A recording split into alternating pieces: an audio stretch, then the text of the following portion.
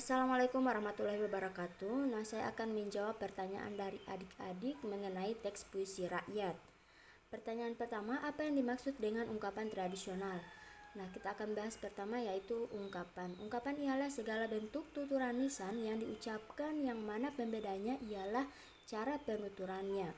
Ungkapan tradisional merupakan tuturan yang tumbuh dalam masyarakat tradisional. Misalnya suatu peribahasa atau pepatah sebagai pendidikan atau pengajaran. Ungkapan tradisional biasanya disampaikan secara lisan atau turun-temurun atau dari mulut ke mulut. Selanjutnya, apa isi dari puisi rakyat? Isi dari puisi rakyat biasanya untuk menegur seseorang atau memuji seseorang tidak secara langsung, namun menggunakan ungkapan-ungkapan yang bermakna kiasan. Sebagaimana kita tahu, kiasan itu sudah kita bahas pada materi teks deskripsi. Kiasan itu artinya suatu pengibaratan atau suatu perumpamaan. Biasanya juga dalam puisi rakyat berisi nasihat, prinsip hidup, atau aturan tingkah laku. Selanjutnya, apa makna dari isi puisi rakyat?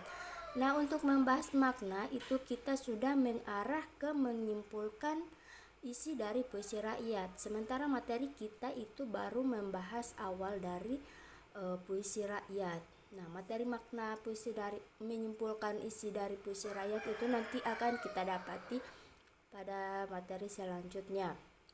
Contohnya kayak begini. Ini untuk mencari makna, ini carilah makna. Contohnya ini untuk kata inilah gerangan suatu mada. Kita akan mencari maknanya, seperti apa itu inilah gerangan suatu mada. Itu akan nanti kita bahas pada pertemuan selanjutnya dalam materi menyimpulkan isi puisi rakyat, salah satunya dari isi syair. Selanjutnya pertanyaan, bagaimana contoh teks fadel? Teks fadel ini bagaimana maksudnya? Teks puisi yang dibawakan oleh fadel atau bagaimana? Saya juga kurang paham. Selanjutnya, apa makna dari isi ungkapan tradisional? Makna dari isi ungkapan tradisional, maksudnya ini bagaimana? Makna mungkin yang dimaksud adalah pengertian dari ungkapan tradisional. Tadi ungkapan tradisional saya sudah jelaskan.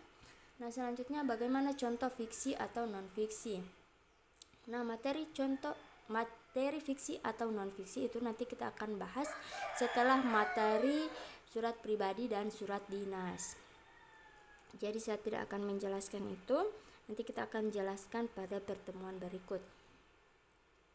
Selanjutnya pertanyaan, apakah bahasa yang digunakan dalam puisi rakyat itu lebih ke bahasa daerah, dan apa yang membedakan antara puisi rakyat dan puisi sekarang? Jawabannya tidak. Bahasanya itu turun-temurun. Oleh karena itu, puisi rakyat dapat berbentuk ungkapan tradisional. Tidak ada istilah puisi sekarang, hanya saja yang ada itu puisi lama, puisi baru, dan puisi umum. Puisi baru itu isinya cenderung bebas. Beda dengan puisi lama yang memiliki berbagai ketentuan dalam pembuatannya. Puisi lama adalah jenis puisi yang terikat beragam aturan dari segi rima, bait, hingga suku katanya. Selanjutnya, bagaimana contoh puisi lama? Contoh puisi lama seperti ini. Ini untuk syair, ini untuk gurindam. Ini gurindam. Ini untuk pantun.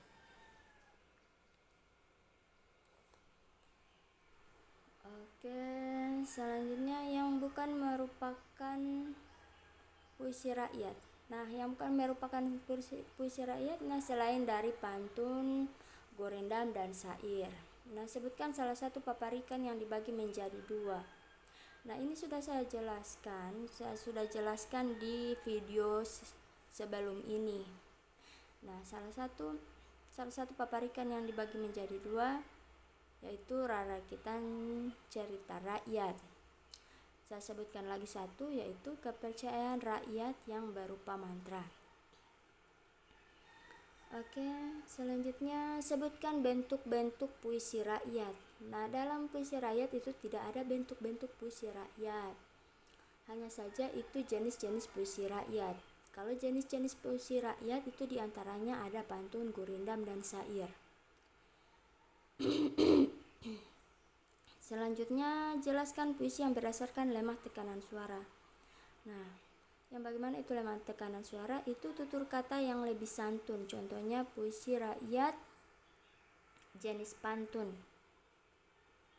Nah, melalui pantun kita menghibur orang dengan permainan bunyi bahasa. Baik itu menyindir, menegur bahwa sesuatu itu kurang baik, maka secara tidak langsung atau memberi nasihat.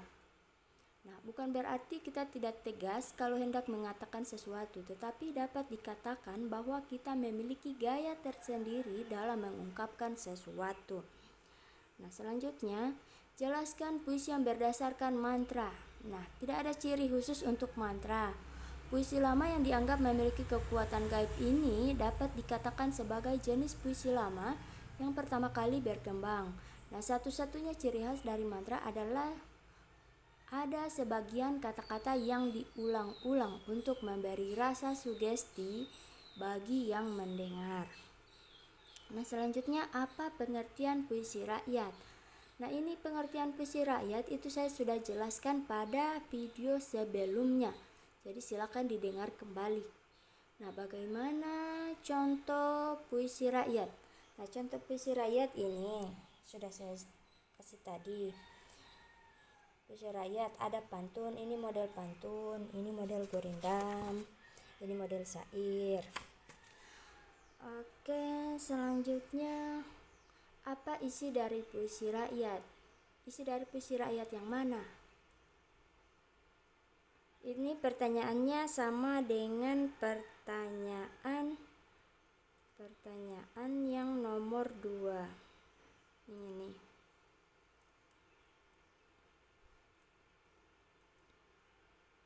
Oke, selanjutnya apa fungsi dari cerita rakyat?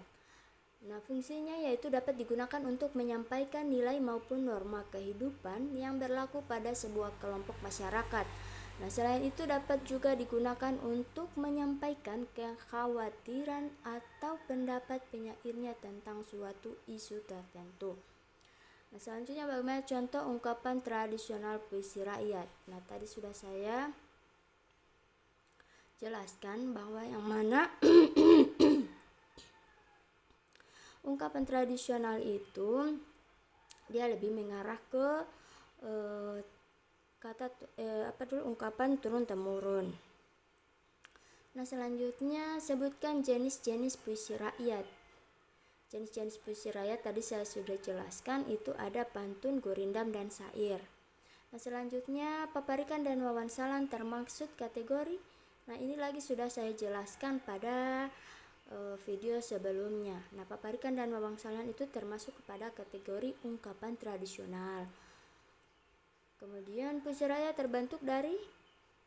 itu terbentuk dari warisan nenek moyang dari mulut ke mulut yang memiliki nilai-nilai dan pesan-pesan dengan cara menghibur, menegur, dan menasehati. Oke, sampai di situ. Terima kasih. Wassalamualaikum warahmatullahi wabarakatuh.